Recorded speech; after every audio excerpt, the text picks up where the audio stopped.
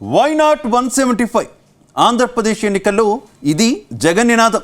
Why not Pulivendula Chandrababu slogan. అయితే why not 175 అన్న జగన్ అందులో 10వ వంతు సీట్లు కూడా దక్కించుకోకుండా కేవలం 11 స్థానాలకే చాప చుట్టేశారు.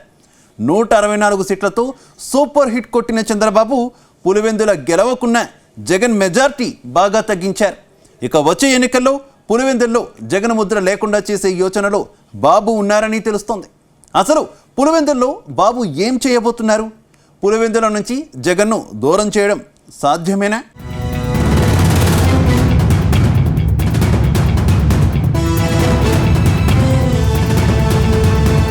ఆంధ్రప్రదేశ్లో ఘోర పరాజయం పాలైన వైఎస్ఆర్ కాంగ్రెస్ పార్టీకి వరుస షాకులు తగులుతున్నాయి. ఓటమి తర్వాత చాలా మంది ఆ పార్టీ నేతలు కనిపించకుండా పోయారు. జగన్ తీరుపై కొందరు నేతలు ఓపెన్గానే మండిపడుతున్నారు. ఇదిలా ఉండగానే జగన్ విషయంలో మరో సంచలన విషయం బయటికి వచ్చింది. దశాబ్దాలుగా వైఎస్ కుటుంబానికి అడ్డాగా ఉన్న పులివెందుల అసెంబ్లీ నియోజకవర్గం 2026లో ఎస్సీ రిజర్వ్ కానుందనే సమాచారం వస్తోంది. ఇదే ఇప్పుడు జగన్ అభిమానులను షేక్ చేస్తోంది.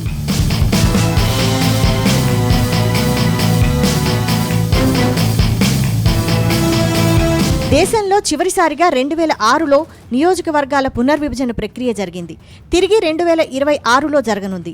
2006లో పునర్విభజన ప్రక్రియను అప్పటి ఉమ్మడి ఆంధ్రప్రదేశ్ ముఖ్యమంత్రి వైఎస్ రాజశేఖర రెడ్డి ఏపీలో తనకు అనుకూలంగా మలుచుకున్నారనే విమర్శలొచ్చాయి. ఇప్పుడు 2026లో జరిగే పునర్విభజన ప్రక్రియలో పులివెందులను ఎస్సీ నియోజకవర్గంగా మార్చే అవకాశాలు కనిపిస్తున్నాయని అంటున్నారు. ఇప్పటికే పులివెందులలో ఎస్సీ ఓటర్లు ఎక్కువగానే ఉన్నారు. కొన్ని మండలాలను అటు ఇటుగా మారిస్తే ఎస్సీకి రిజర్వ్ చేసే అవకాశాలున్నాయంటున్నారు. ఆ దిశగా చంద్రబాబు సర్కార్ కసరత్తు చేయనుందని చెబుతున్నారు. ఈసారి మళ్లీ జగనే గెలిస్తే 2026లో జరిగే నియోజకవర్గాల పునర్విభజనలో కుప్పంను ఎస్సీ నియోజకవర్గంగా చేయడానికి స్కెచ్ రెడీ చేశారనే చర్చ కూడా జరుగుతోంది.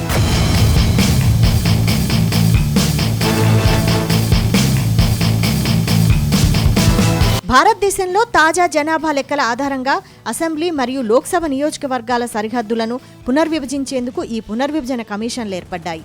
ఈ ప్రక్రియలో భాగంగా ఎస్సీ ఎస్టీ నియోజకవర్గాలను గుర్తించి రొటేట్ చేయడం కూడా ఉంటుంది.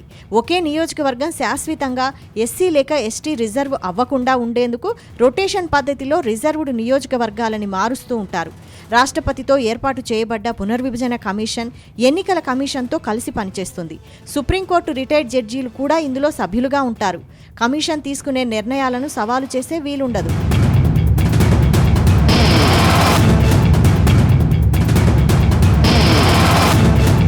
రెండు 2006లో జరిగిన పునర్విభజన ప్రక్రియ 2008లో అమలు చేయబడింది. పునర్విభజన ప్రక్రియ తీరుపై అప్పట్లో వివిధ రాజకీయ పార్టీల నుండి తీవ్ర విమర్శలు వచ్చాయి. 2006లో జరిగిన పునర్విభజన ప్రక్రియపై అప్పట్లో తెలుగుదేశం పార్టీ తీవ్ర విమర్శలు చేసింది.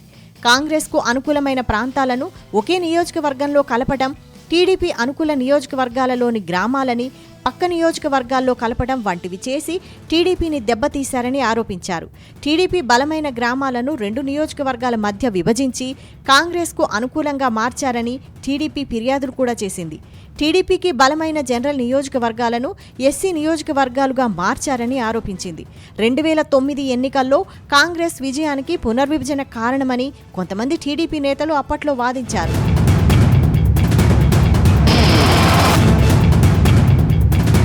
2026లో నియోజకవర్గాల పునర్విభజన జరగనుండగా ప్రస్తుతం ఆంధ్రప్రదేశ్లో టీడీపీ అధికారంలో ఉంది. కేంద్రంలో టీడీపీ మద్దతుతో ఎన్డీఏ అధికారంలో ఉంది. దీంతో 2026 పునర్విభజన వైసీపీ భవిష్యత్తుపై తీవ్ర ప్రభావం చూపవచ్చని 2006 పరిణామాలను గమనించిన రాజకీయ విశ్లేషకులు అంచనా వేస్తున్నారు. చంద్రబాబు నాయుడు ఎన్డీఏని పునర్విభజన కమిషన్ని ప్రభావితం చేసి పులివెందులను ఎస్సీ నియోజకవర్గంగా మార్చవచ్చని కొందరు వైసీపీ నేతలు భయపడుతున్నట్లు తెలుస్తోంది.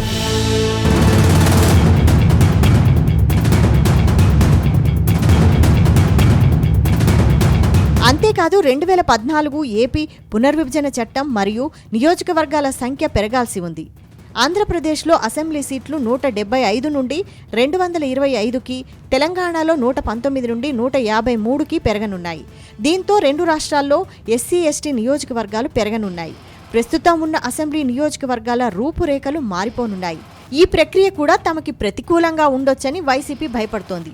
ఈ నియోజకవర్గాల పెంపు, ప్రస్తుత నియోజకవర్గాల సరిహద్దుల పునర్విభజన మరియు ఎస్సీ నియోజకవర్గాల గుర్తింపు ఇవన్నీ కలిసి వైఎస్ఆర్సీపీ భవిష్యత్ ఎన్నికల అవకాశాలను దెబ్బతీసే విధంగా పరిణామాలు ఉంటాయా అని జగన్ పార్టీ నేతలు ఆందోళన చెందుతున్నారు.